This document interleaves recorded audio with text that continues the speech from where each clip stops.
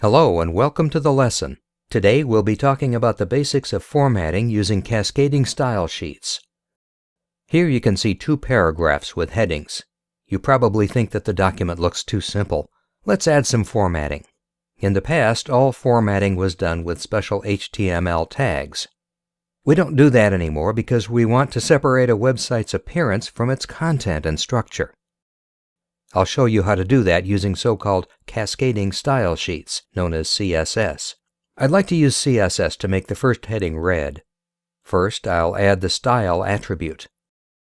Next, I'll create the actual CSS code inside the quotes. I'll type color, a colon, and red. I mustn't forget to add a semicolon. I've just created the color property and assigned the value red to it. When I refresh the browser, you can see that the heading is now red. Now you know that the color property changes color. Other properties can change font size and style, padding, background, etc. Creating CSS code within the style attribute is quite simple, but not very efficient. Imagine that I want to use this method to change the font sizes and types of both articles. I would have to add the style attribute to every P element, and the code would repeat. Let me show you a better method. First, I'll create the style element inside the header section. Now I can create individual CSS rules within this element. However, first let me show what a CSS rule looks like. Each rule starts with a selector. Selectors target and specify elements which will be affected by the formatting. As you can see, I selected all P elements. Next, there are two curly brackets.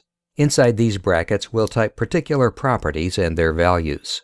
Here you can see the color property, which you already know. The value is set to red. The font family property follows. This property selects the font. As you can see, the value is set to Arial. Every value of a property ends with a semicolon. Let's see how this code works. I'll create the P selector inside the style element and add curly brackets. Next, I'll create the color property and set the value to red. To change the font, I'll create the font family property and set the value to Arial. When I refresh the browser, you can see that the text of both articles changed to red and the font changed to Arial.